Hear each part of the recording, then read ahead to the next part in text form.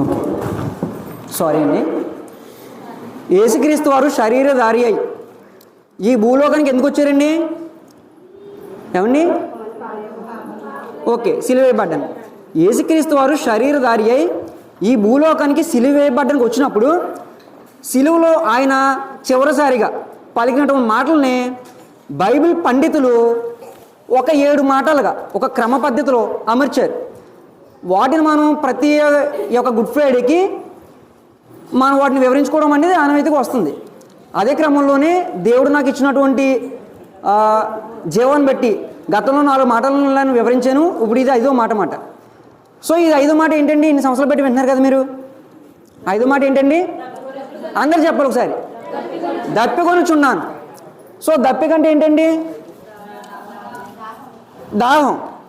మామూలుగా మీ అందరికీ కూడా దప్పికంటే ఏంటో క్లియర్ అర్థమైపోతుంది. ఎందుకని అయితే ఇక్కడ నేను చెప్పబోయేటువంటి విషయం ఏంటంటే, చాలామంది అదే అనుకుంటారు, దప్పిక అంటే దాంట్లో పెద్ద విశేషం ఏముంది బాబు, మంచిలేస్తున్నాడు, ఇప్పుడు ఎండాకాలం మనకు మంచిలేస్తున్నాయి కదా, సో దాంట్లో మంచిలేస్తున్నాయి అన్నాడు అంతే, దాంట్లో పెద్ద విశేషం ఏముందని చెప్పేసి అందరూ అనుకోవచ్చు. కానీ నిజానికి అది ఆ రకమైనటువంటి దప్పిక కాదు అది. సో దాంట్లో ఏ రకమైన దప్పికో ఆత్మీయ దప్పికలు కూడా అది కూడా వివరించి చెప్తా. ఇప్పుడు వరకు మీరు 7 మాటలు వింటున్నారు కదా, 7 మాటల్లో ఫస్ట్ మాట కావచ్చు, సెకండ్ మాట కావచ్చు, ఇవన్నీ కూడా ఈ యొక్క 4 సువార్తల్లో ఒక్కొక్క మాట ఒక్కొక్క సువార్తలో రాయబడి ఉంది, లేదంటే 2 సువార్తలో రాయబడి ఉంది. కానీ ఈ యొక్క దప్పగొనుచున్నాను అనేటువంటి మాట 4 సువార్తలు కూడా రాయబడి ఉంది. మీరు పరిశీలిస్తే అంటే 4 సువార్తలు కూడా రాయబడిందంటే అది ఎంత ఇంపార్టెంట్ అయి ఉంటుంది, అర్థమవుతుందండి. దేవునికి స్తోత్రం. సో అయితే ఆ ఇంపార్టెంట్ని ఇప్పటివరకు మీరు గమనించారా లేదా అనేది పాయింట్ ఇక్కడ విషయం. యాక్చువల్గా దప్పికంటే మంచిలన్న అభిప్రాయం ఉంటుంది ఎవరికైనా సరే. అలా అనుకునే క్రమంలో 4 సువార్త కూడా రాయబడిందంటే 4 భక్తులు ఒక సందర్భం కోసం రాశారంటే అదెంత ప్రాముఖ్యమైనటువంటి విషయం. ఇప్పుడు క్రైస్తవ సమాజం ఏంటంటే ఆ ప్రాముఖ్యమైనటువంటి విషయాన్ని మిస్లీడ్ అవుతున్నారు అనేటువంటి ఉద్దేశం అయితే నాకు ఉందన్నమాట. సో దాన్ని వివరించేటటువంటి ప్రయత్నం చేస్తా. మొదట వీడు అయితే మీకు ఈ యొక్క దప్పికొంచున్న 4 సువార్తలు రాయబడి ఉందని చెప్పాను కదా, సమయానుకూలంగా నేను అన్నీ వివరించదలచలేదు, కానీ నేను చెప్తాను. తీయొద్దు. మత్తయి సువార్త 27 అధ్యాయం 48 వచనంలో ఈ యొక్క మాట కోసం ఉంటుందండి. తర్వాత మార్కు సువార్త 15 అధ్యాయం 36 వచనంలో ఈ యొక్క మాట ఉంటుందండి. తర్వాత వచ్చి లోకా సువార్త 23 అధ్యాయం 36 వచనం ఉంటుందండి. అయితే ఈ 3 రాశారు. వీళ్ళు ఎక్కర్లొద్దంటే అలాగే కాదు. ఇక్కడ యోహాను గారి పత్రికలో 19 అధ్యాయం 28 వచనం ఇది తీయండి. యోహాను సువార్త 19వ అధ్యాయం 28వ వచనం అందరు తీయండి. ఒకసారి చెప్తానండి, చదువురు. కానీ ఇక్కడ యోహాను గారి కోసం నాకన్నా ముందు సోదరిమని చెప్పింది. యోహాన్ గారు ఎంత ప్రియమైన శిష్యుడో, ఆయనకి ఎలాంటి బాధ్యత అప్పగించాడో అవన్నీ కూడా మీరు విన్నారు ఇప్పుడు, అంతే కదా. అయితే ఈ 3 సువార్తల కన్నా ఈ యొక్క యోహాను సువార్తలోని కొద్దిగా డీటెయిల్గా రాశాడు. అంటే ఈ దప్పిక అంటే ఏంటి అనేది డీటెయిల్గా రాశారన్నమాట. అందువల్ల ఏంటంటే ఆ సువార్తను మనం తీసుకున్నాం. ఒకసారి చదవండి అమ్మ. అటు తర్వాత సమస్తమును అప్పటికి సమాప్తమైనది యేసు ఎరిగి లేఖనము నెరవేరినట్లు నేను దప్పికొనుచున్నాను. నేను చిరకతో నిండి ఉన్న ఒక పాత్ర అక్కడ పట్టి ఉండని కనుక వారు ఒక స్పాంజి చిరకతో నింపి హిస్సోపు పుడకకు తగిలించి ఆయన నోటికి అందించిరి. ఆమేన్. ఒకసారి ఎలా చూడండి, బైబిల్ చూస్తారు కదా. ఇక్కడ విషయం ఏంటంటే యేసుక్రీస్తు వారి శిలువలో 4 మాటలు పలికిన తర్వాత 5వ మాటగా దప్పికొంచున్నాను అన్నాడు. అయితే ఆ యొక్క సందర్భంలో ఇక్కడ దప్పికంటే ఎలాంటి దప్పుకున్నాడు అన్నది ఒక పాయింట్. అయితే అక్కడ దప్పుకున్న తర్వాత ఏం జరిగింది అక్కడ, ఈ 2 విషయాలు ఈ రోజు మీకు చెప్పబోతున్నాను. ఫస్ట్ దప్పుకున్నప్పుడు ఎవరైనా మంచిగా అడుగుతారమ్మా, మీరు ఇస్తారు ఎవరా? ఇస్తే ఇస్తాను, లేదని చెప్తాం, లేదంటే లేదని చెప్తాం, అంతే కదా. సో అలాగా ఈయన దప్పికొంచున్నా నేను చెప్పినప్పుడు మరి అక్కడ కూడా ఏం జరిగిందో మనం చూడాలి కదా. సో ఏంటంటే ఒకసారి చదవండమ్మా, ఇది 29 వచనం. చిరకతో నిండి ఉన్న ఒక పాత్ర అక్కడ పెట్టి ఉండను కనుక వారు ఒక స్పాంజి చిరకతో నింపి హిస్సోపు పుడకకు తగిలించి ఆయన నోటికి అందించిరి. ఇక్కడ విషయం ఏంటంటే చిరక అంటే ఇక్కడ ఆయన మంచిగా అడిగాడు. అక్కడ ఆల్రెడీ ఏముందంటే చిరక అనేది ఉంది. అదేంటి, ఒక గిన్నెలో కానీ ఒక బౌల్లో కానీ చిరకాయ వేసి ఉందన్నమాట. సో దాన్ని ఏం చేశారు, స్పాంజిలో ముంచి హిస్సోపు ఇచ్చారంట. ఇదే జరిగింది. అయితే ఇక్కడ చిరక అంటే ఏంటండి? ఇన్ని సంవత్సరాలు బట్టి మీరు మామూలుగా తెలుసుకుంటూ ఉంటారు కదా, చిరక అంటే ఏంటి చెప్పరు. మీరు ఫాస్ట్గా చెప్తే మనం ఫాస్ట్గా ముందుకెళ్ళచ్చు. చిరక అంటే ఏంటి? ఓకే, ఇక్కడ విషయం ఏంటంటే అండి, చిరక అంటే చేదుగుండేది కాదు కాదు కాదు ఒకటి ఈరోజు మీకు చాలా చారిత్రమైన అంశాలు చెప్పబోతున్నాను, చూపించబోతున్నాను. కాబట్టి నిద్రపుచ్చేటటువంటి ఆత్మ ఉండి ఇప్పుడే బయట పోయి ప్రశాంత్ నేను కోరుతున్నమాట. చిరక అంటే ఇక్కడ ఏంటంటే ఒక పానీయం. అది ఏంటంటే మీకు బాగా తెలిసిన పదార్థమే, కానీ మీకు ఇది అనుకుంటారన్నమాట. వెనిగర్ తెలిసింది మీకు? వెనిగర్ అంటే ఏంటండి? మీరు బిర్యానీ గట్రా వండుతారు కదా, వెనిగర్ తీసిన ఉంటారా? చిరక అంటే వెనిగర్ అండి. ఇంగ్లీష్లో వెనిగర్ అంటారు, హెబ్రీ భాషలో చిరక అంటారు, తెలుగు భాషలో కాడి ఏమండి సమకాడి అంటారన్నమాట. ఇంకా బాగా అర్థమయ్యేలా చెప్పాలంటే పామర్లు కూడా ఏంటంటే ద్రాక్ష రసాన్ని పులిలు పెట్టగా వాటితో తయారైన పదార్థం. పులిసినటువంటి ద్రాక్షరసం కాదు, పులి పెట్టినటువంటి ద్రాక్షరసంతో చేయబడుతుంది అన్నమాట. ఏంటి? వెనిగర్. మనకి తెలుగు కూడా కష్టంగా ఉన్నది కాబట్టి వెనిగర్ డిసైడ్ అయిపోయినాక. చిరక అంటే ఇక్కడ ఏంటండి చెప్పాలి? చిరక ఏంటండి? వెనిగర్. ఓకేనా? చిరక అంటే వెనిగర్ అండి. అది హెబ్రీ భాష కూడా మీకు చూపిస్తాను. తర్వాత ఇక్కడ ఏమైంది? చిరకతో నిండు ఉంది అంటే ఒక పాత్ర ఉంది, ఆ పాత్రలో ఈ వెనిగర్ పోసుంది. వీళ్ళు మళ్ళీ ఏం చేశారు? అందుకని స్పాంజీ తీసుకొచ్చి దాంట్లో ముంచారు. ఓకేనా? ముంచి ఏం చేశారు? మళ్ళీని ఇంకో పదం ఉంటుంది చూడండి అక్కడ, హిస్సోపు. హిస్సోప్ అంటే ఏంటి ఇక్కడ? చెప్పండి ఇంకా. హిస్సోప్ అంటే అండి యోదయ అంటే మధ్య ఆసియా ఏమండి అక్కడ మొలిచేటటువంటి ఒక మొక్క. అది పుదీనా జాతికి చెందినటువంటి ఒక మొక్క మాట. ఏమండి పుదీనా జాతి అంటే ఏంటండి? మీరు పుదీనా చూస్తుంటారు కదా, సేమ్ అలాగే ఉంటుంది అన్నమాట. ఎందుకని ఏంటి హిస్సోప్ అంటే ఏమండి? ఇప్పుడు మీకు చూద్దరు కానీ హిస్సోప్ అనేది ఎలా ఉంటుందో కనిపిస్తుందండి, మీకు కూడా చూపిస్తా.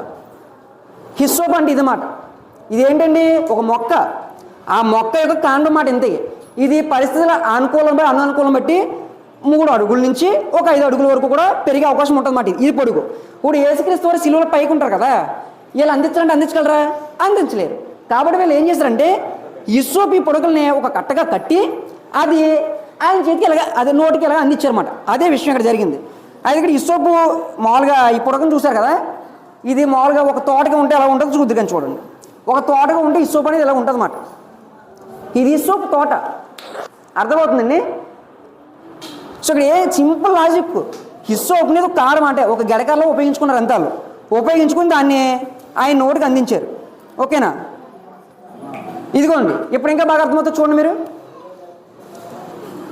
ఇక్కడ ఏంటండి ఇది బౌలు, ఇది ఒక పాత్ర, దాంట్లో వెనిగర్ ఉంది, వెనిగర్లో స్పాంజీ ముంచారు. ఆ స్పాంజీని ఈ హిస్సోప్ కట్టి యేసుక్రీస్తు వారికి నోటికి అందించారన్నమాట. కానీ మీరు కూడా చూడాలి కదా, చూడండి. ఓకేనా? మీకు ఇప్పుడు చిరక అంటే ఏంటో హిస్సోప్ అంటే ఏంటో అర్థమైందా క్లియర్గానే? చిరకతో నిండి ఉన్నటువంటి పాత్రలో హిస్సోప్ ముంచి అదే ఇది హిస్సోప్తో అందించారన్నమాట. ఇక్కడ సంఘటనలో జరిగింది ఏంటైతే అదే జరిగింది సంఘటనలో. అయితే ఇక్కడ విషయం ఏంటి? దప్పికి అడిగాడు. దప్పికి అడగానే వాళ్ళు ఏం చేశారు మీకు చెప్పాను. అలా దప్పికి ఎందుకు అడిగాడు? అది ఇక్కడ నేను చెప్పబోయే అంశం అన్నమాట. దప్పికంటూ ఇప్పుడు మీకు ఒక చాలా విషయాలు తెలిసి ఉంటాయి. ఆయన 40 రాత్రి భాగాలు ఏమి తినకుండా ఏమి తాకుండా ఏమున్నాడండి? మరి 40 రోజులు అలా ఏమి తినకుండా ఎంత ఫిట్గా ఉన్న వ్యక్తి అతను. అంత బలశాలి అయినటువంటి వ్యక్తి ఇప్పుడు నాకు మంచిది కావాలని అడగడు కదా. ఒక నిజంగా అది శారీరకమైనటువంటి అంటే నాకు దాన్ని ఏమంటారు, అది ఎర్రదావత వేసేస్తున్నారు కదా. ఎర్రదావత వేసేస్తున్నా అనే వ్యక్తి అయితే 4 సువార్థికులు అది రాయరు. 4 సువార్తలు కూడా ఒక్క మాటని రాయరు మాట. అంటే ఏదో అర్థం ఉంది. ఏం అర్థం ఉందండి అంటే ఇప్పుడు చెప్పండి. దప్పిక ఆయనకు అనుకుంది శారీరకమైనటువంటి దప్పిక కాదు. ఇక్కడ క్లారిటీ అయిపోయింది. మరి ఏ రకమైన దప్పికండి? సరే, ఆత్మీయ దప్పిక అంటే ఏ రకమైనటువంటి ఆత్మీయ దప్పికండి? ఏమనుకుంటున్నారు మామూలుగా? అదే మీకు తెలిసింది నార్మల్గా. ఏమండి? ఓకే, ఇది కాదు కావాల్సిన ఆన్సరు. క్రైస్తవ సమాజం అంతా కూడా అంటే అందరూ అనట్లేదు కానీ ఒక్క ట్రాక్లో వెళ్ళిపోయినది. అందుకని ఇక్కడ బైబిల్ ఏం చెప్తుందో పరిశీలించట్లేదు. ఇక్కడ మనం బైబిల్ని ఏ విధంగా చదవాలి? నేను చాలా బుక్స్ చదువుతాను, హిస్టారికల్ బుక్స్. ప్రపంచంలో ఉన్నటువంటి ఏ పుస్తకం చదివినా సరే కొన్ని నియమాలు ఉంటాయి. ఏంటంటే పుస్తకంలో రాయబడింది ఏ కాలంలో జరిగిందో పరిశీలించాలి. రాయబడింది ఏ కాలంలో జరిగిందో పరిశీలించాలి. అక్కడ ఆచార సంస్కృతులు ఎలా ఉంటే పరిశీలించాలి. అక్కడ ప్రాంతాలు ఎలాంటివో పరిశీలించాలి. అది ఎంత డెవలప్ అయిన కంట్రీయో పరిశీలించాలి. ఆ తదుపరి దానికి చారిత్రక ఆధారాలు ఎన్నో పరిశీలించాలి. అంటే ఇప్పుడు పుస్తకం నేను రాస్తాను, నేను రాస్తే నిజమైపోద్దేంటి? అవదు కదా. దానికి కావాల్సిన చారిత్రక ఆధారాలు కూడా కావాలన్నమాట. ప్రపంచంలో ఉన్న ఏ పుస్తకం, అది పనికిమాల పుస్తకమైనా సరే, చదివిన తర్వాత దానికి ఎన్ని క్వాలిటీస్కి అది వర్తిస్తాలే చూడాలి. మామూలు పుస్తకం చదివితే అంత అనుకుంటే పరిశుద్ధమైన ఈ గ్రంథాన్ని, ఈ గ్రంథం చదివేటప్పుడు మనం ఎలా చదవాలండి? ఇవన్నీ కూడా దానికి ఏకీపిస్తున్నాయి లేదా, సైంటిఫిక్ ఎవిడెన్సెస్ ఉన్నాయా లేదా అనాలి. అంటే నా ఉద్దేశం సైంటిఫిక్ ఎవిడెన్స్ దీంట్లో లేవని కాదు, ఉన్నాయి. మతోన్మాది అడుగుతాడు, ఏంట్రా ఇది ఎలా జరిగింది చెప్పగలగాలి. మనం ఆ రీతిగా బైబిల్ చదివినాడు మాత్రమే మనం చెప్పిన మాటకి ఎవడో ప్రశ్న వేయలేడు. ఎవడన్నా వేసిన ప్రశ్నకి మనం సమాధానం చెప్పగలం. ఆ రకంగా ఉన్నప్పుడు ప్రస్తుతం ఉన్నటువంటి సమాజంలో సువార్తను వ్యాపింప చేసుకుంటే వెళ్తాం అన్నమాట. లేదనుకోండి మతోన్మాదికి దొరికేస్తాం, ఏముండదు. తర్వాత మనం ఏమనుకోవాలంటే వాడు ఈలో దురత్మ దూరిందిరా అందుకే ఇలా మాట్లాడతాం అనుకోవాలి తప్ప వాడికి చెప్పుతో కొట్టిన సమాధానం అయితే చెప్పలేం మనం.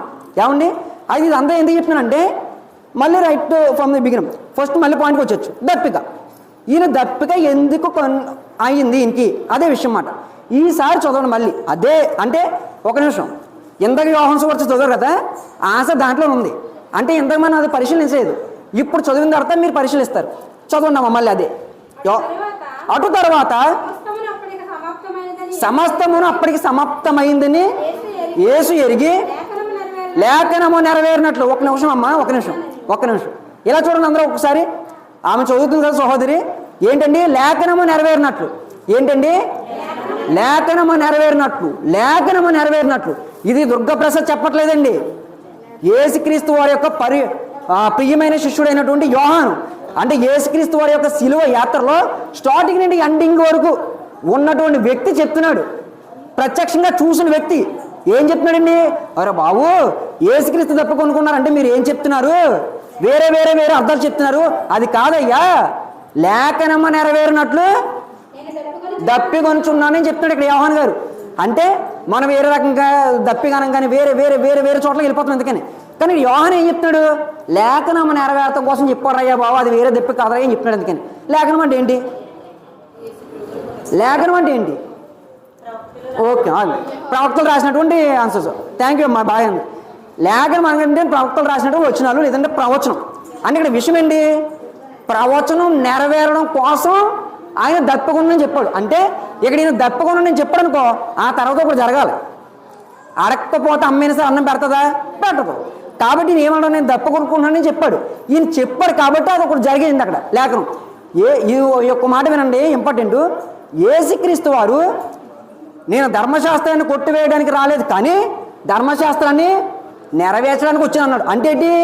ప్రవచనాలన్నీ కూడా నెరవేర్చుకుంటూ వచ్చాడు. ప్రవచనాలు నెరవేరితేనే అక్కడ యూదుల వాళ్ళు నమ్ముతారు, అంతే కదండి.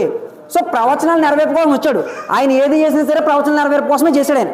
ఏది చేసినా ఈవెన్ మీరు ఇప్పుడు మొన్న మట్లాగోని చూశారు, ఆయన గాడిద ఎక్కువ వచ్చాడు. దానికోసం చెప్పాలని నా ముఖ్య ఉద్దేశం కాదు, కానీ సందర్భంగా చెప్తున్నా. గాడిద ఎందుకు ఎక్కువ వచ్చాడండి యేసుక్రీస్తు వారు? దీనుడు. అదే మనందరం సో మనం అందరం ఏమనుకుంటామంటే గాడిద అంటే హీనమైనది, మనం కూడా హీనమైన వాళ్ళం, అయ్యో ఎలాగాలని చెప్పుకుంటాం. ఎందుకని ఓకే, తప్పలేదు, నేను కాదన్నా. కానీ అసలేం విషయం ఉంది అక్కడ. ప్రవచనం ఏంటి? ఇది మొన్న కూడా మీరు పాస్టర్ గారు చదివించారు. జకర్యా 9:9 ఉంటుంది. ఏమని? అక్కడ జకర్యా గారు ప్రవచించాడు. ఏమని? గాడిద మీద వస్తాడని చెప్పేసి. గాడిద మీద ఎందుకు రావాలంటే సింపుల్ లాజిక్ అండి. యోధా ప్రజలకి ఎవడైనా సరే రాజు అయితే వాళ్ళ గాడిద మీద రావడం అనేది వాళ్ళకి ఆనవాయితీ. అర్థమవుతుందండి? ఎందుకు ఆనవాయితీ అయిందంటే వాళ్ళ పూర్వీకులు అయినటువంటి అబ్రహాం, ఇస్సాకు, యాకోబు వీళ్ళందరూ కూడా గాడిదల మీద ప్రయాణం చేసిన వాళ్ళు. వచనాలంటే మీకు సమయానుకూలంగా తీయట్లేదు, కానీ వాళ్ళందరూ కూడా గాడిద మీద తిరిగిన వాళ్ళు. ఇంకా మీకు తెలుసు కదా, అబ్రహాం వాళ్ళ కుమారుని బలితగిలినప్పుడు గాడిదే, ఇవన్నీ కూడా. సో ఇక్కడ యూదులు ఏం చేశారంటే వాళ్ళ పూర్వీకులు గాడిదల మీద తిరిగారు కాబట్టి వీళ్ళ దాంట్లో ఫస్ట్ రాజు అయింది ఎవరండి? సౌలు. మీరు పరిశీలిస్తే సౌలు గారు రాజు అయినప్పుడు గాడిద మీద వచ్చాడు. తర్వాత రాజు అయినటువంటి దావీదు కూడా గాడిద మీద వచ్చాడు, సొమేలు గాడిద మీద వచ్చాడు. వీళ్ళ తరం అంతా కూడా యూదులు అంతా కూడా ఎవడైనా సరే రాజు అయితే గాడిద మీదే రావాలి, గాడిద మీద వస్తేనే విలువ. ఇక్కడ మన దేశం చూడొచ్చు, ఎవరైనా సరే నువ్వు కుక్క మీద వచ్చాను రాజు అంటాం మనం. మన దేశ పరిభాష ఏంటి? గుర్రం మీద వస్తే రాజు అంటాం, పైన కిరీటం అద్దె హంగు బొంగు ఇలా ఎన్నో ఉంటే ఏంటి రాజు అంటాం, అంతే కదా. కానీ యూదా దేశం అది కాదు, గాడిద మీద వచ్చిన అది పర్టికులర్ యూదా ప్రజలకే. ఇక్కడైతే జకరియా గారు ప్రవచించే నాటికి యూదులు అక్కడ గాడిద మీద తిరుగుతున్నారు. కాబట్టి ఇక్కడ ఏం చేశాడు ఈయన? యూదులు భవిష్యత్తులో ఈయన్ని గుర్తుపట్టడం కోసం గాడిద మీద వస్తాడా మీరు రాజు అని చెప్పాడు. కాబట్టి ఆ ప్రవచనం నెరవేరడం కోసం ఈయన గాడిద మీదకి వచ్చాడు. యేసుక్రీస్తు వారు వచ్చే టైంకి రోమ సైన్యం వచ్చి సామ్రాజ్యం వచ్చింది, గుర్రాలు ఏనుగు మొత్తం వచ్చినాయి ఒంట్లు, కానీ ప్రవచనం నెరవేరాలి, అందుకే మళ్ళీ గాడిద మీద ఇక్కడైనా. అర్థమవుతుందా? ఇది సింపుల్ లాజిక్ కదా, ప్రవచనం నెరవేరాలి. అదే రీతిగా ఇక్కడ యేసుక్రీస్తు వారు దప్పకుంటున్నాను అనే దానికి కూడా ప్రవచనం నెరవేరడం కోసం మాత్రం అన్నాడు నేను. అర్థమవుతుందా? అయితే ప్రవచనం ఎక్కడ ఉంది, ఎవరు ప్రవచించారు? ఏమండి ఆ ప్రవచనం ఎక్కడుంది, ఎవరు ప్రవచించారు? ఈ రెండు విషయాలు మనం తేల్చుకుంటే ఇంకా మనకి ప్రసంగం ముగింపులోకి తీసుకొస్తాను నేను. ఓకేనా? మళ్ళీ చెప్తున్నానండి, యేసుక్రీస్తు వారు శిలువలో దప్పుకున్నాడు. దప్పుకున్నప్పుడు ఏం జరిగిందో చెప్పాను. అది శారీరకమైనటువంటి దప్పిక కాదని చెప్పాను, ఆత్మీయ దప్పిక కూడా కాదని చెప్పాను, లేఖనం నెరవేరడం కోసం మాత్రమే దప్పుకున్నాడు అని చెప్పాను. అయితే ఇక్కడ లేఖనం ఎవరు ప్రవచించారు? ఇప్పుడు లేఖనం ఉందంటే ఎవరు ప్రవచించుంటారు కదా, ఆ లేఖనం ఎవరు ప్రవచించారు, ఎప్పుడు ప్రవచించారు, అదే తెలుసుకోవచ్చు. కీర్తన గ్రంథం 69 అధ్యాయం 21 వచ్చిన తీయండి. కీర్తనలు 69:21. అవునండి. వారు చేదును నాకు ఆహారంగా పెట్టిరి, నాకు దప్పి అయినప్పుడు. అంతే, ఓకే, థ్యాంక్ యూ అండి. దప్పిక అయినప్పుడు ఏం చేశారు? చిరకని త్రాగనిచ్చారు. ఇది ఎవరు ప్రవచించారండి? ఇది ఎవరి కీర్తన అండి? దావీదు ఏం చెప్పాడండి? నాకు ఆకలి అయినప్పుడు, అది దప్పిక అయినప్పుడు వారు చిరకనిచ్చారు, చేదుని ఆహారంగా పెట్టారని ప్రవచించాడు. ఎవరి కోసం ఇది మీకు తెలియాలంటే ఆ యొక్క 69 అధ్యాయం పైకి వెళ్ళండి. ఫస్ట్ వచ్చిన పైకి ప్రధాన గాయకుని చూడండి, అది చదవండి ఒకసారి. ప్రధాన గాయకునికి శోషానీయుల రాగం మీద పాడదగినది. ఓకే, ఒకసారి చూడండి. ఇక్కడ కీర్తనలు అన్నీ కూడా యోధ ప్రజలు అలనాటి కాలంలో పాడుకున్నవి. ఈరోజు మనం పాటలు పాడతాం కదా, మనం ఎలా పాటలు పాడమో వాళ్ళ కీర్తన అలా పాడుకున్నారు. అవి ట్యూనింగ్ మనకు తెలియదు. ఇది ఇప్పుడు మీరు చదివింది ఒక ట్యూన్, అది బాధలు ఉన్నప్పుడు ఏ రాగం, సంతోషంగా ఉన్నప్పుడు ఏ రాగం, ఆ రకమైనటువంటి రాగం మాట. అది ఆ రాగం మనకు తెలుసా? తెలియదు. కాబట్టి మనం ఏం చేస్తున్నాం? చదువుకున్నాం. అలనాడు వాళ్ళు పాడుకున్నవి ఈరోజు మనం చదువుకున్నమాట. అయితే ఈ యొక్క రాగం కోసం ఇది హెబ్రీ చరిత్రలు చదివితేనే అర్థమవుతుంది, మామూలుగా తెలియదు. ఈ యొక్క రాగం యొక్క విశిష్టత ఏంటంటే బాధలో ఉన్నప్పుడు రాస్తారండి. అంత మాత్రమే కాదు, బాధలో ఉంటారు వీళ్ళు. ఒక వ్యక్తి బాధలను రాస్తాడు, కానీ అతను ఈ బాధను ఎలా ఉంటుంటే, ఒరే కొన్ని రోజుల్లో మా రక్షకుడు వస్తాడరా, దాన్ని బట్టి నేను రక్షణ పొందుతాడు అని సంతోషపడుతుంటారు. ఎలాగంటే బాధలో ఉంటారు. ఈ బాధను ఎలా దిగమింగుకుంటారంటే, కంగారు లేదు, నా రక్షకుడు వస్తాడు, నాకు విడుదల వస్తాయి. అలాగా ఇక్కడ దావీదు గారు ఏం చేస్తాడంటే, ఆయన బాధలో ఉన్నాడు. నిజంగా ఆయన చిరక తాగాడంటే తాగలేదు, దప్పుకొని ఉన్నాడు కాదు, ఆయన ఆ రకమైనటువంటి కష్టంలో ఉన్నాడనమాట. ఆ రకమైనటువంటి కష్టంలో ఉన్నాడు కాబట్టి ఈయన ఏంటంటే ఫ్యూచర్లో రాబోయేటువంటి రక్షణ కోసం చెప్పాడు. అయితే ఇప్పుడు చదువుకునే పిల్లలు ఉన్నారు కదా, మన దగ్గర డిగ్రీలో చేసిన కూడా ఉంది చాలామంది. ప్రతి లాంగ్వేజ్ కూడా అలంకారాలు ఉంటాయన్నమాట. అలంకారం, ఆ యొక్క అలంకారం తెలిస్తే ఆ యొక్క కవి మనకి ఏం చెప్పాడో తెలుస్తుంది. ఇక్కడ పర్టికులర్గా రాగం కోసం తెలుసుకున్నారు, రాగం ఎలాంటి లక్షణం కలిగి ఉంటుందో. ఈ యొక్క 69 ఇప్పుడు మీరు చదివారు కదా, 21లో వచ్చినామో అండి. మీకు ఆయన ఏంటంటే హెబ్రీ భాషకు సంబంధించిన ఒక అలంకారంలో రాశాడనమాట. దాని అర్థం నేను చెప్తానమాట. దాన్ని ఏ రకం అంటే ఫోర్ షాడోయింగ్ అంటారన్నమాట. అలంకారం అంటే ఏంటంటే ఒక వ్యక్తి ఇక్కడ ఏమైనా బాధపడతాడు, ఈ బాధని రాబోయే కాలంలో జరగబోతున్న విషయం కోసం చెప్తుంటారు అనమాట. దాన్ని ఫోర్ షాడోయింగ్ అలంకారం అని అంటారన్నమాట. ఎందుకని సో ఇక్కడ దావీదు ఆయా అలంకారంలోనే రాసాడన్నమాట. సో మీరు ప్రవచనాలు ఉన్నాయి కదా, ప్రవచనాలు పారంటారు కదా, అన్నీ కూడా ఇలాంటి రకమైన అలంకారంలో రాసినాయి. ఈ అలంకారాన్ని కనిపెడితేనే అక్కడ ఎవరు రాశాడు, దేనికోసం చెప్తున్నాడు, అర్థం ఏంటి అని తెలుస్తుంది అన్నమాట. ఇవి ఇంగ్లీష్లో ఉంటాయి, మన తెలుగులో దొరకమాట బుక్స్ మాట. మనకి హిందీలో కానీ ఇంగ్లీష్లో కానీ అట్లాగా మన బుక్స్ తెచ్చుకుంటే అంత కూడా అర్థమవుతుంది అన్నమాట. సో ఇక్కడ రైట్ ఫ్రమ్ ది బిగిన్ మళ్ళీ పాయింట్కి వచ్చేస్తే ఆయన తప్పుకున్నాడు. ఎవరు ప్రవచించారండి? దావీదు గారు ప్రవచించారు. ఆ ప్రవచనం నెరవేరడం కోసం మాత్రమే ఇక్కడ ఈయన దప్పుకొని అన్నాడు. దప్పుకొని అన్నీ ఇలా ఏమి ఇచ్చారు, చిరకిచ్చారు. ఇక్కడికి ఏమైందండి, ప్రవచనం నెరవేరిపోయింది, అయిపోయింది, అంతే. 5వ మాట, అంతకుమించి ఏం కాదు. చెప్పాను కదా, ఈయన దప్పుకున్నాడు, ఎవరు ప్రవచించారు, ఎప్పుడు అంది. 5 కరెక్టే. లాస్ట్ ఒక ప్రశ్న చెప్పేసి ముగిచ్చేస్తాను. ప్రశ్న ఏంటంటే, ఇక్కడ దావీదు గారు ఒకలే కాదు, మొత్తం ప్రవక్తలు, యాజకులు అందరూ కూడా ఈయన వస్తాడు అని చెప్పేసి ప్రవచనంలో చెప్పారు. ప్రవచనాలు ఎందుకు చెప్పాలి, ఇది నా ప్రశ్న. ప్రవచనాలు ఎందుకు చెప్పాలి? ఇప్పుడు యేసుప్రభు గారు వస్తారని చెప్పినారు కదండి, అదే సారీ మెస్సయ్య గారు వస్తారని చెప్తారు. ఎందుకని మెస్సయ్య వస్తున్నాడని చెప్పారు కదా, దేవుడు ఆ ప్రవచనం ఎందుకు చెప్పించాడు అనేది ప్రశ్న. అది తెలుసుకుంటే ఈరోజు చాలా అద్భుతమైనటువంటి విషయాన్ని మీరు తెలుసుకుంటారు అన్నమాట, అసలైన టాపిక్లో. ఏమండి, ప్రవచనం ఎందుకు చెప్పాలన్నా నేను, ఇప్పుడు వచ్చాడండి రక్షకుడు, వచ్చేసి మామూలు సిలువ అయిపోయిపోయారు, నేను వచ్చాడని చెప్పొచ్చు కదా. ఇప్పుడు వచ్చేసిన తర్వాత నేను వచ్చాను నేనని చెప్పొచ్చు కదా. ఇప్పుడు మనం యేసుప్రభు గారిని చూసామా, ఇందాక సహోదరు చెప్పారు, చూడలేదు కానీ నమ్ముతున్నాం కదా. ఈ రకంగానే నమ్మించవచ్చు కదా. ప్రవచనం ఎందుకు చెప్పాడు అని అంటే, మీకు దీనికి సంబంధించి బైబిల్ చరిత్ర తెలియాలి. బైబిల్ అసలు గతంలో ఏం జరిగింది, అసలు ఈయన రక్షకుడు ఎందుకు రావాలి. నాకు చిన్నప్పుడు కూడా ఇది అనిపించింది. ఇప్పుడు దేవుడు రక్తం చిందించాడు కరెక్ట్. ఎందుకనే ఒక ఉదాహరణ చెప్తారండి. ఇప్పుడు మన ఇంట్లో పిల్లలు ఉంటారు, పిల్లలు వినాలి అందరూ. ఉదాహరణ బాగా ఇంట్రెస్ట్ కదా మీకు. మన ఇంట్లో పిల్లలు ఉంటారు, పిల్లోడు ఏదైనా మన ఇంట్లో వస్తువు పగలగొట్టాడు, మనం ఏం చేస్తాం? గట్టిగా చెప్పండి. అదే చంపేస్తారా, దండేస్తారు, చంపుతారని అడుగుతున్నాను. పోనీ రక్తం వచ్చినా కొడేస్తారా? కొట్టరు. ఓకే, బాగానే ఉంది. ఎందుకని కేవలం బాగానే ఉంది. ఓకే, ఆయన కొట్టరు. ఒకవేళ ఒక గాజు వస్తువు, ఫోన్ ల్యాప్టాప్ పగలగొట్టేసాడు అనుకోండి, ల్యాప్టాప్ పగలగొట్టేసారు. ఎందుకని మనం ఏం చేస్తాం? కొడతాం, భయం చెప్తాం, బాగుపడాలండి. ఆయన కొట్టకపోగా పోనీ మనం కొట్టేసుకుంటాం, కొరడుచుకుని బెల్లుచుకుని కొట్టుకోం కదా. ఇక్కడ మరి దేవుని పిల్లలు మనం అంటాడు. ఎందుకని దేవుడు ఓకే పిల్లని కొట్టుకోదన్నా, ఇక్కడ మనం తప్పు చేసాం.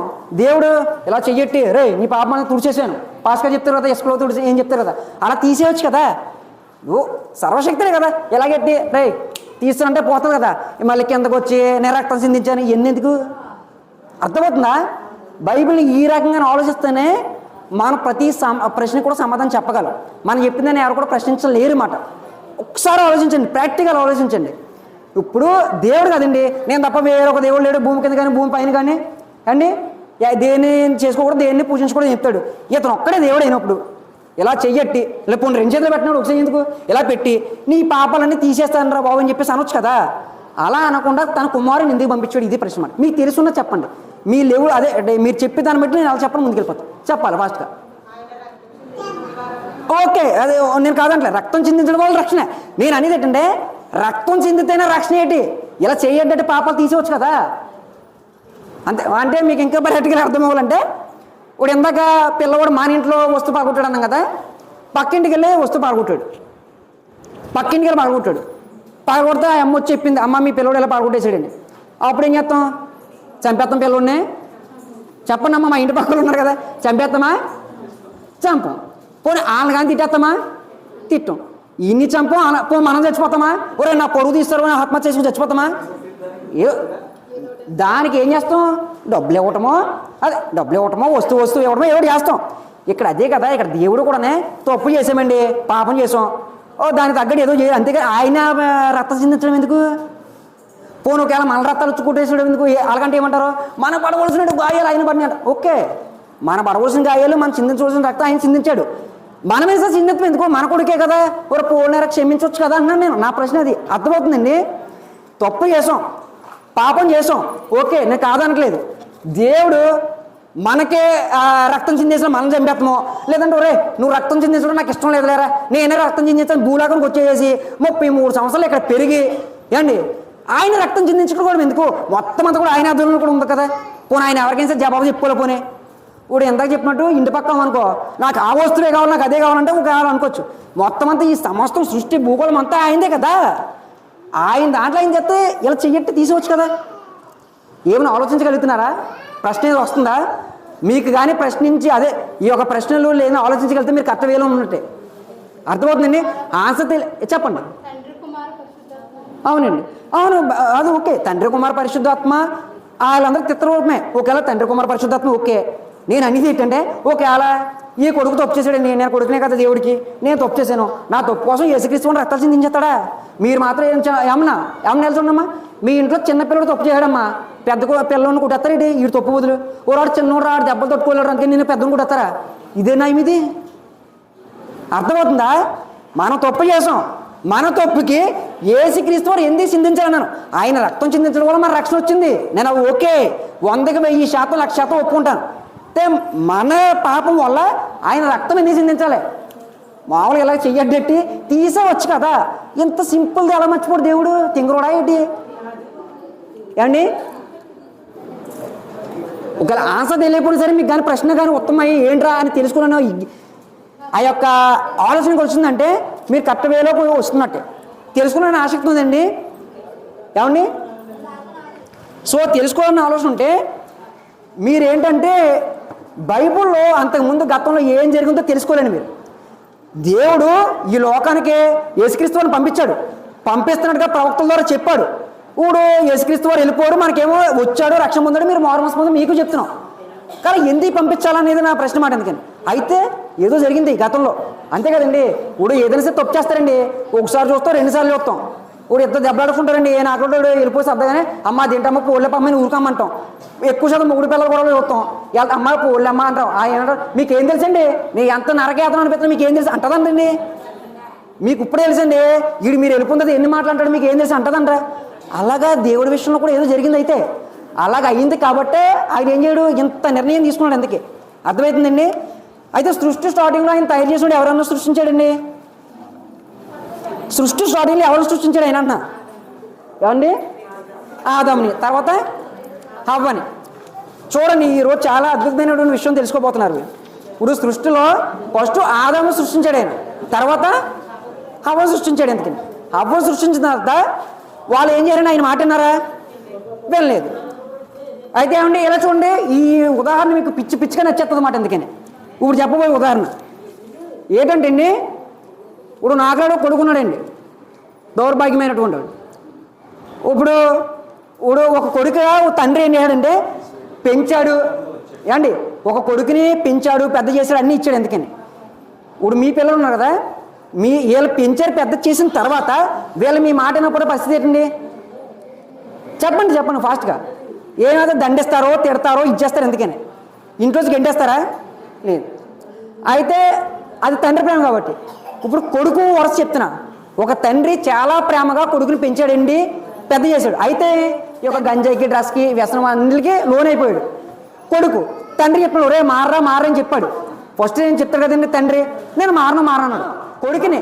ఒరు నువ్వు నా కొడుకు నుంచి చెడబుట్టవరా అని ఈ తండ్రి అన్నాడు. కొడుకు ఏమన్నా అప్పుడు ఏమన్నాడండి, ఏదో బాధపడుతుందో లేదంటే ఏదో పరిపాలన చేయాలి. కొడుకు ఏమని చెప్పండి, అలా నేను నీ పుట్టినట్టు రుజువు పెట్టి నేను నీకే పుట్టానని అడిగాడు. అర్థమైందండి? నేను ఇప్పుడు ఏం చెప్పిన అర్థమైందా? తండ్రి కొడుకుని అన్నాడు, ఒరే నా కొడుకుని చెడబుట్టవరా, నాకున్న మంచి పేరు కూడా తీసేస్తున్నారని చెప్పేసి ఎవరన్నారండి? తండ్రి అన్నాడు. కొడుకు ఏమన్నా తలదించుకోవడమో లేదంటే పోతామో, నేను 4 దెబ్బలు తినడం చేయాలి. ఏమని చెప్పనండి, నేను నీకే పుట్టాను రుజువు పెట్టని అడిగాడు. అది ఎంత బాధాకరమైన విషయం అండి. అంటే తండ్రి ఇప్పుడు అంటే ఈ పుట్టినందుకు పరీక్ష చేయించుకోవాలి తండ్రి. అప్పుడు అలాంటి కొడుకుని తండ్రి ఏం చేయాలండి? గెంటేయాలా, చంపేయాలా? ఇప్పుడు భయపడితే తప్పలేదు, నేను నీకే పుట్టాను రుజువు ఏంటి, నేను నీకే పుట్టానా? ఇంకా ఏంటంటే మా అమ్మని అడుగు, ఆ రకంగా అన్నమాట. ఎంత బాధాకరమైన తండ్రికి నిశ్చేషం అయిపోతుంది కదండి. ఎగ్జాక్ట్గా బైబిల్లో యెహోవా దేవుడు కూడా అదే జరిగింది. అర్థమవుతుందండి? ఎగ్జాక్ట్గా బైబిల్లో యెహోవా దేవుడు కూడా అదే జరిగింది. అంటే ఏంటి? యెహోవా దేవుడు ప్రేమగా మనల్ని సృష్టిస్తే ఆయన వదిలేసేసి వ్యర్థమైన వాడి చుట్టూ తిరుగుతున్నాం, వాళ్ళు తిరిగారు అలాగా. సో ఆయన బాధపడ్డా ఎగ్జాక్ట్గా ఈ ఉదాహరణ ఎంతో, ఈ ఉదాహరణ కన్నా 1,00,000 రెట్లు ఎక్కువగా ఆయన బాధపడ్డాడు. ఎందుకని ఏమండి? సో ఇప్పుడు స్టార్టింగ్ ఆదాము అవ్వ పుట్టారు, సృష్టించాడు కదండి. ఇది దేవుడి కృపను బట్టి నాకు 11 సంవత్సరాల వయసులో రాశానండి. ఇది ఇప్పటికి 18 సంవత్సరాలు అయినట్టు అనమాట. అప్పటి నుంచి ఇప్పటికి వచ్చింది. సో ఇక్కడ ఈ చోటకి వస్తే మీరు ఆదాము దగ్గర నుంచి యేసుక్రీస్తు వరకు ఎవరెవరు తర్వాత ఎవరు పుట్టారనేది రాశారన్నమాట. ఈ ఒక్క చోట మీ గ్రిప్లో ఉంటే బైబిల్ చరిత్ర అంతా కూడా మీ గ్రిప్లోకి వస్తుంది అనమాట.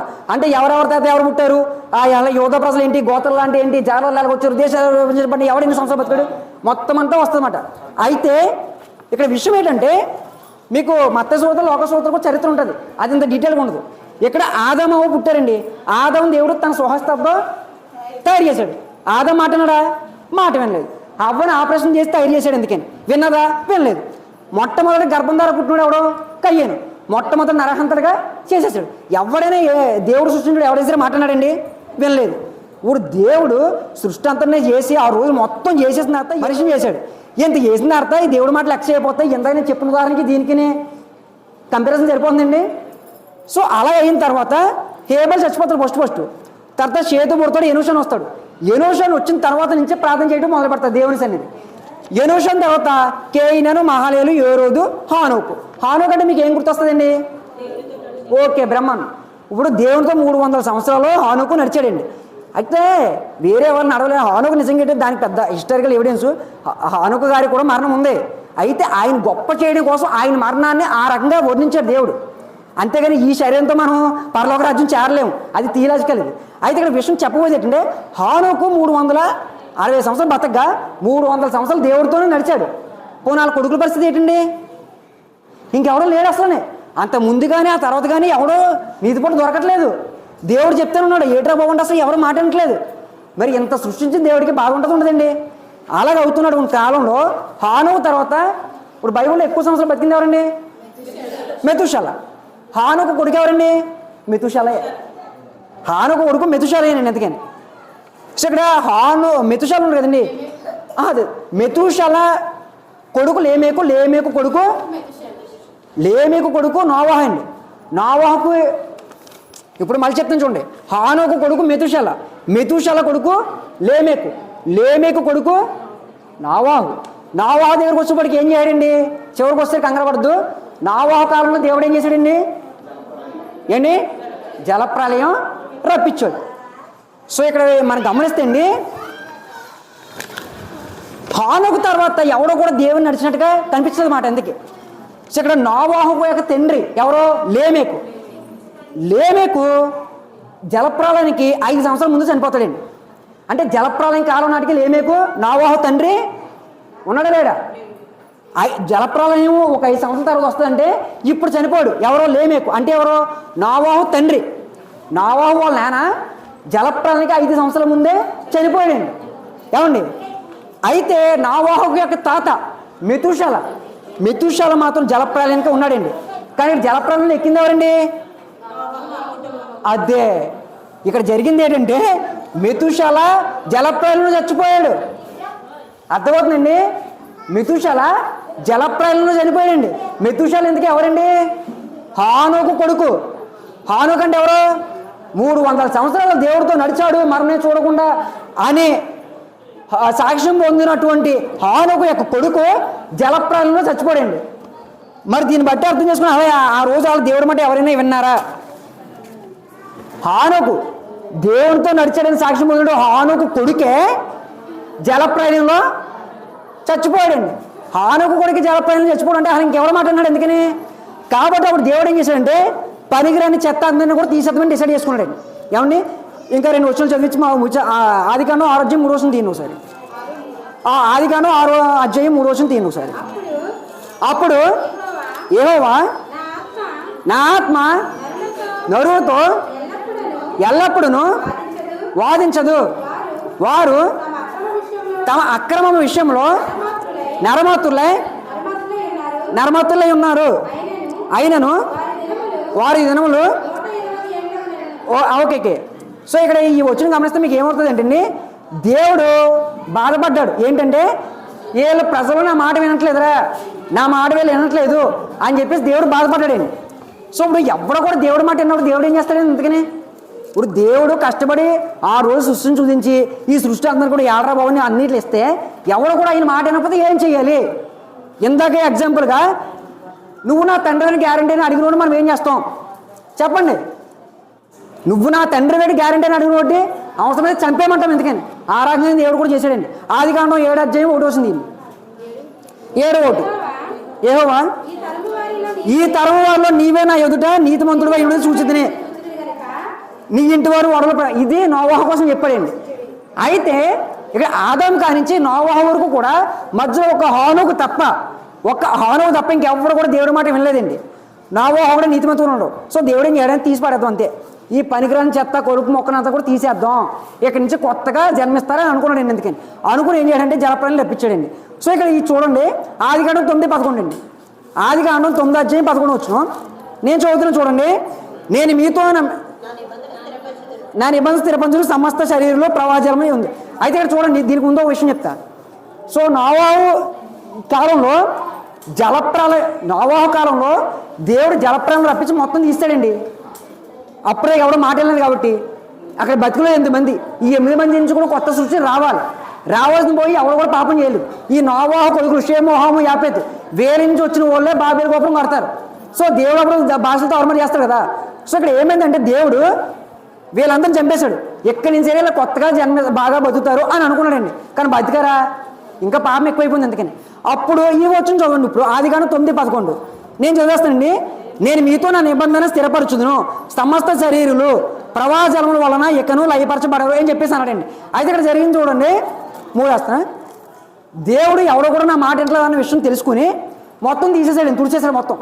భూమి మీద 8 మంది ఉన్నారు. ఈ 8 మంది నుంచి ఒక కొత్త సృష్టి రావాలి, కానీ వచ్చిందా? రాలేదు. కానీ దేవుడు ఏం చేయడు? పాపం దేవుడికి బాధేసి ఇక్కడి నుంచి ఈ యొక్క సృష్టిని నాశనం చేయను అని ఒక తీర్మానం పెట్టుకున్నాడు. మేఘంలో నా ధనుసును ఉంచదని తీర్మానం పెట్టుకున్నాడు. అదేంటి? సో దీన్ని బట్టి ఏంటండి, ఇక ఎప్పుడు కూడా దేవుడు సృష్టిని నాశనం ఏమండి చేయడు. ఓకే, ఇక్కడ సృష్టిని నాశనం చేయడు కదా. ఒకవేళ జలప్రయాణం తరలించి ఉన్న వాళ్ళు పాపం చేయకుండా పుణ్యంగా బతికారా? అయితే ఇక్కడ ఒకవేళ ఈయన ఉదయాడు అనుకోండి, నాశనం చేయనున్న సృష్టిని నాశనం చేయకుండా ఈ జలప్రయాణం తర్వాత అంటే మనతో ఇంక్లూడ్ మనతో సహా వదిలేసాడండి. నేను సృష్టిని నాశనం చేయాలనుకోలేదు కదా. ఇప్పుడు ఉదయం అనుకోండి, ఇప్పుడు నోవాహు జలప్రయాణంలో వాళ్ళకి అన్యాయం చేసి ఉంటే అవుతుందండి. ఇప్పుడు నోవాహు జలప్రయాణంలో వాళ్ళు దేవుణ్ణి విసర్జించారని కదా, వాళ్ళు నాశనం చేస్తాడండి. మరి ఇప్పుడు మనల్నేమో క్షమించేసేసి వాళ్ళేమో చంపేసాడు అనుకో, వాళ్ళు అడిగితారు అడగరా తిరుపతిలో? ఇప్పుడు దేవుడు ఏమో అన్యాయం చేస్తాడా?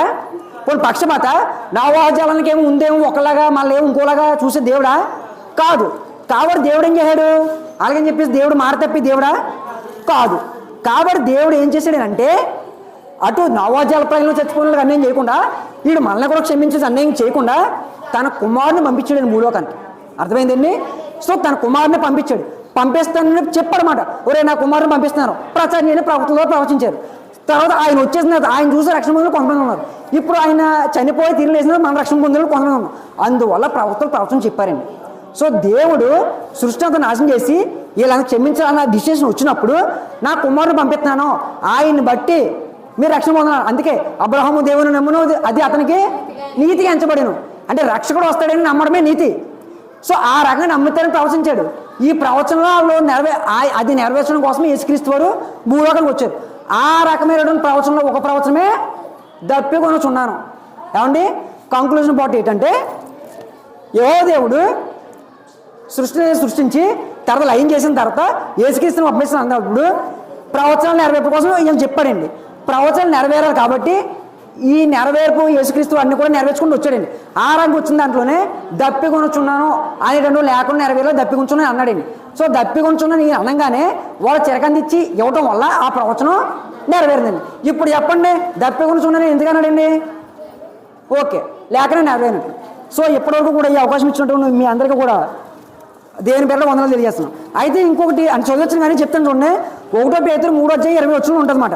అంటే ఇప్పుడు నోవాహు జలప్రయాణం జరిగినప్పుడు యేసుక్రీస్తు రాలేదు కదా, మరి వాళ్ళకేటి నాశనం అంటే వాళ్ళని కూడా దేవుడు వదిలిపెట్టలేదు. దేవుడు చనిపోయి 3 రోజులు సమాధులు అనుకుంటాం కదా, అప్పుడు పాతాళలోకంకి వెళ్ళి వాళ్ళు కూడా సువార్త ప్రకటించడని పేతురు గారు చెప్పాడండి. అక్కడ వాళ్ళని నాశనం చేయాలి, ఇక్కడ వీళ్ళని నాశనం చేయకుండా సువార్త ప్రకటించాడు. ఓకేనా?